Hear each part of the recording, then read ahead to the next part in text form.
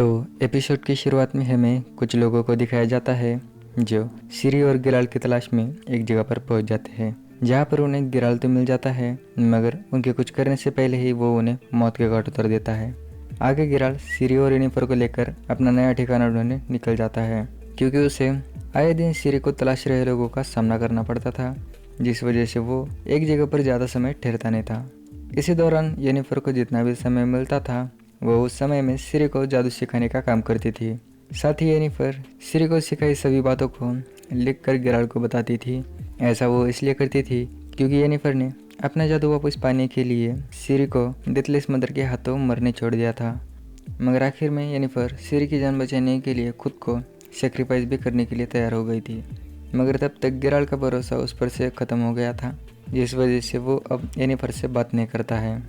खैर, इसी तरह से कुछ दिन गुजर जाते हैं कि तभी गिराल दूर से आ रहे कुछ लोगों को देख लेता है जो सिरी को ढूंढते हुए उनके ठिकाने तक पहुंच जाते हैं। मगर उन लोगों के वहां पहुंचने से पहले ही गिराल सिरी और येनिफर को लेके वहां से निकल चुका होता है, जिस वजह से वो लोग इस जगह को पूरी तरह से जला देते हैं। आगे तीनों इसी तरह से अपना चौथा ठिकाना भी छोड़ देते हैं और अगला ठिकाना ढूंढते हुए वो लोग गिराल के एक दोस्त एरबिन के पास पहुंच जाते हैं। एरबिन जिस जगह पे रहता था वो एक दूर दराज बर्फीली जगह होती है, जिस वजह से लोगों का उन्हें वहाँ पर ढूंढना लगभग नामुमकिन होता है। यहीं पर तीनों अपना सबसे लंबा समय भी बिताते हैं, जिसमें तीनों एक दूसरे से काफ़ी घुल मिल जाते हैं और गिराल भी येनिफर को यहाँ पर माफ़ कर देता है। आगे एक दिन एरबिन उन्हें कबीले के एक फेस्टिवल में आने के लिए इन्वाइट करता है, मगर गिराल सिरी की सेफ्टी के लिए वहाँ पर जाने से मना कर रहा होता है, जिसपे सिरी गिराल को मनाने लगती है क्योंकि उसी दिन सिरी का जन्मदिन भी होता है, जिस वजह से वो फेस्टिवल में जाने की जिद करने लगती है। सिरी की यह बात सुनकर गिराल उसे मना नहीं कर पाता है और आखिर में हाँ कह देता है। इसी बीच हमें वेलॉग नामक एक दैत्य पालक को दिखाया जाता है जो रोज़ की तरह अपने जानवरों को खाना खिला रहा होता है। इन्हीं जानवरों में एक जैकरपीस नाम का भी ऐसा जानवर होता है जो एल्प्स को उनकी स्मेल से ही कैसे भी ढूंढ सकता है। खैर, इसी जानवर को खरीदने के लिए रियांस वहाँ पर पहुँच जाता है, जो अपने साथ सिरी का खून लाया होता है क्योंकि सिरी भी एक आदि एल्फ होती है। रियांस सिरी के खून को जैकरपीस को सूंघा देता है, जिससे जैकरपीस जोर जोर से दरवाजे को पीटने लगता है। यहाँ पर सीन शिफ्ट होता है और हमें एल्फ्स की रानी फ्रांसिस्का को दिखाया जाता है, जिसे जब से सिरी के एल्डर वंशज होने की बात पता चली है तब से वो भी सिरी को पकड़ने की पूरी कोशिश कर रही होती है, जिसके लिए फ्रांसिस्का ने अपने सभी बेहतरीन सिपाहियों को सिरी की खोज में भेज दिया होता है। मगर यहाँ पर वो साथ ही साथ इंसानों से भी लड़ रही होती है, जिस वजह से हर रोज़ उसके बचे कुछ लोग भी मारे जा रहे थे। और इन्हीं सबसे तंग आके फ्रांसिस्का का सेनापति गैलेटॉन उससे बगावत करने उतर जाता है। गैलेटॉन को अपने लोगों के ज़िंदगी की काफ़ी चिंता होती है, जिस वजह से वो फ्रांसिस्का को निल्फगार्ड से हाथ मिलाने कहता है। मगर फ्रांसिस्का गैलेटॉन की इस बात से सहमत नहीं होती है क्योंकि इंसानों ने ही अपने फ़ायदे के लिए फ्रांसिस्का के बच्चे की जान ले ली होती है, जिस वजह से वो इस बात को अभी के लिए टाल देती है। आगे हमें रिडेनिया के किंग विज़मिर को दिखाया जाता है, जिसे भी सिरी की तलाश होती है क्योंकि विज़मिर को सिरी से शादी करनी होती है, मगर वो उसे 6 महीनों से पकड़ नहीं पाया था, जिस वजह से वो अपने मेन सलाहकार डिक्स्ट्रा पे चिल्ला रहा होता है।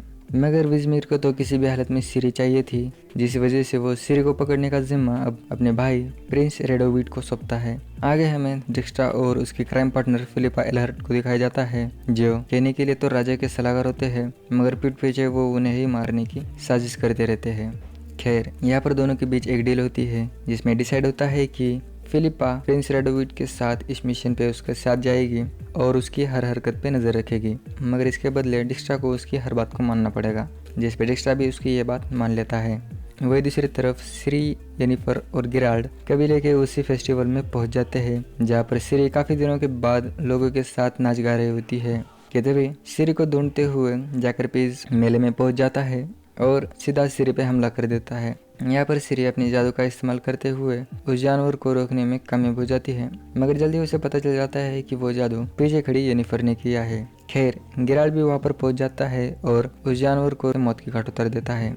आगे तीनों वापस अपने ठिकाने पर पहुँच जाते हैं और वहाँ से जाने की तैयारी शुरू कर देते हैं, मगर जाने से पहले वो उस शख्स के बारे में जानना चाहते हैं क्योंकि गिराल जान गया था कि उस जानवर को भेजने वाले के पास जरूर सिरी का खून है जिसे उसने कीर मोहर से चुराया होगा। तो तीनों उस शख्स को पकड़ने के लिए एक जाल बिछाते हैं जिसमें पहले तो वो यर्किन की मदद से गांव में सिरी की एक झूठी खबर फैला देते हैं कि सिरी अकेले ही आगे का सफर तय करने वाली है, जिसे यर्किन अपने साथ ले जाने वाला है। तो प्लान के मुताबिक वेल्डॉक इस बात को सुन लेता है और सीधा जाके रियांस को ये बात बता देता है। मगर रियांस को इस बात का विश्वास दिलाने के लिए गिराल्ड अपने खास दोस्त एस्गियर को सिरी के साथ भेजने वाला होता है। तो गिराल्ड यर्पिन को उसे लेने भेज देता है। वही दूसरी तरफ हमें एस्गियर को दिखाया जाता है, जिसे मिलने के लिए फिलिपा और रेडोविड उसके पास वहाँ पर आए हुए थे। यहाँ पर दोनों बेसिकली एस्गियर की मदद से सिरी को पकड़ने के लिए आए होते हैं। इसी बीच यर्पिन वहाँ पर पहुँच जाता है और एस्गियर को अपने साथ ले जाता है। आगे प्लान के मुताबिक सभी लोग अपने सफ़र के लिए निकल जाते हैं, जहाँ पर उन्हें बीच रास्ते में एल्फ्स का एक मंदिर मिल जाता है। यहीं पर एक बड़ी सी मूर्ति होती है। ये मूर्ति एलोरॉट नामक एक एल्फ की है और एल्फ से मंदिर की तरफ पूजते हैं। खैर, इसी बीच गिराल्ड को किसी की आहट महसूस होती है, जिस वजह से गिराल्ड और येनिफर चिपके से उसका इंतजार करने लगते हैं और इसी के साथ रियांस सिरी को पकड़ने के लिए वहाँ पर पहुँच जाता है। मगर तभी गिराल्ड और येनिफर अपनी पूरी फौज लेके रियांस पे टूट पड़ते हैं। मगर इसी बीच फ्रांसिस्का अपने कबीले के साथ वहाँ से गुजर रही थी कि तभी इसी बीच उसे सिरी दिख जाती है, जिस वजह से वो भी इस लड़ाई में कूद पड़ती है।